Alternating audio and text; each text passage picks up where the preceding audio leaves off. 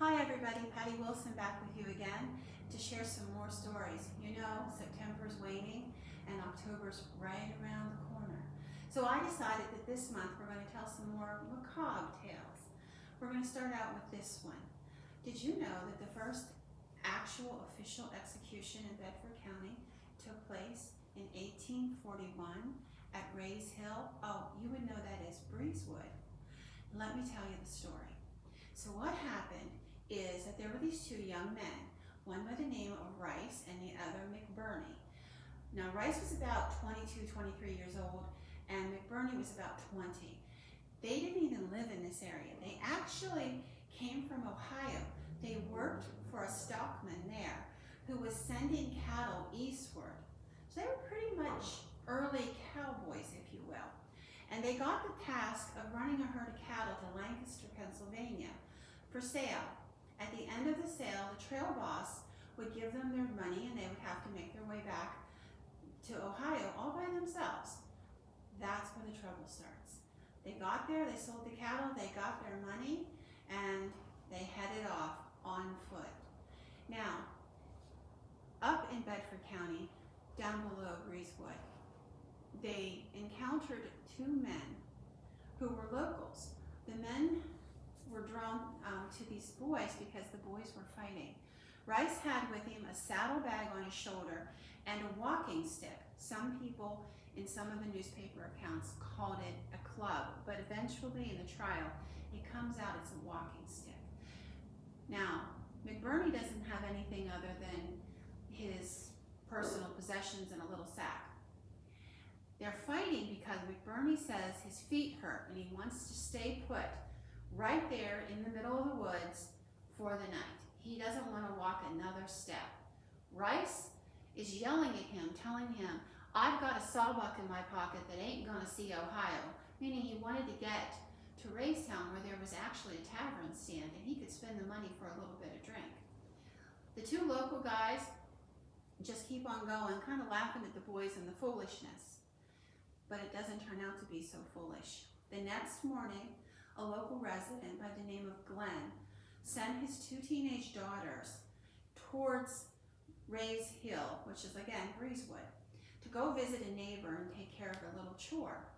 On the way, the two girls, who were in their mid-teens, are walking down the trail, and one of them steps in some mucky, muddy area. When she lifts her foot out, it isn't mud, it's blood. And she looks off the side of the road and she sees the body of McBurney lying there, beaten to death. The girls are terrified and they run back home and screaming to their mom and dad, there's a dead guy on the road, there's a dead guy on the road. Well, of course, her dad grabs his gun and he takes off looking for it. He doesn't know what might be out there, and he comes across the body of McBurney. He's been bludgeoned to death. Laying beside the body is a walking stick, or a club, like I said, and a big rock, and both the walking stick and the rock have blood all over them, and they have hair that matches McBurney's hair. So he contacts the authorities, and the police come in, and they begin an investigation. Meanwhile, one of those two men who had had the original interaction with the boys happens to be up in Bedford now. His name is West. And West hears the story of what has occurred because, believe me, even back then, bad news traveled fast. And he says, well, you know, I saw them two boys. I'm pretty sure it'd be the same two boys.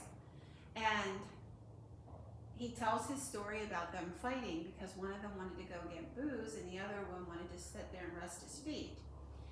Just about that time, he notices going down the street, Rice, and he goes, by God, there's that one boy right now.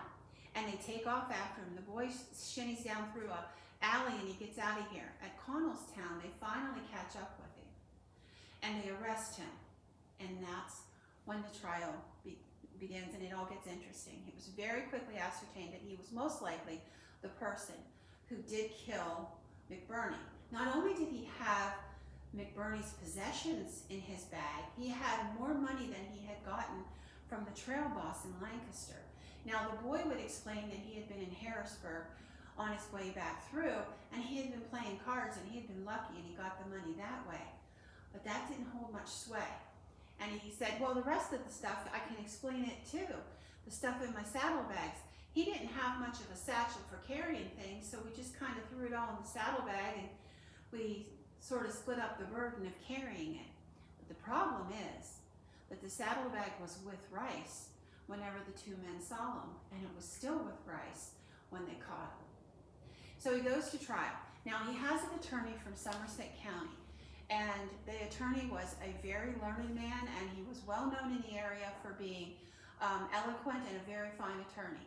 And the case was put on by the Commonwealth, and then this gentleman spoke, and he was so convincing about this poor, friendless man, as he calls him, that he had almost every eye in the courthouse weeping with tears for this poor boy who has been framed for this murder, that they never looked for anybody else.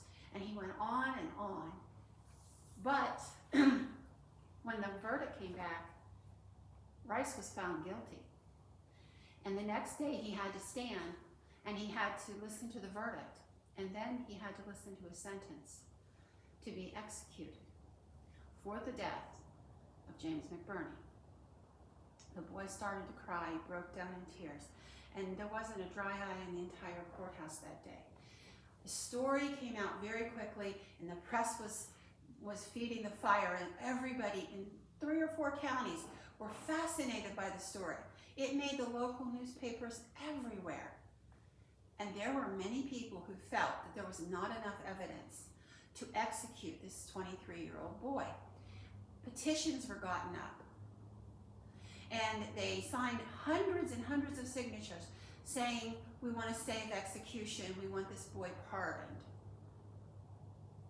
And they were sent to Harrisburg to Governor Penpack. And he considered it, but in the end, he didn't do anything about it. So Rice was executed for the murder of his friend McBurney, and that is the official first execution in Bedford.